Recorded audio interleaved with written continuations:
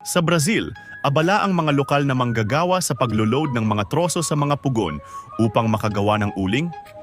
Ang uling ay karaniwang nagmumula sa mabilis tumubong mga puno ng eucalyptus. Pagkatapos putulin at patuyuin ng hangin ang kahoy, inihahanda ito ng mga manggagawa at inilalagay sa mga pugon. Sa kanila tinatadtaran ng mga brick at putik ang pugon. May maliit na butas sa ilalim na ginagamit para sindihan ang kahoy sa loob.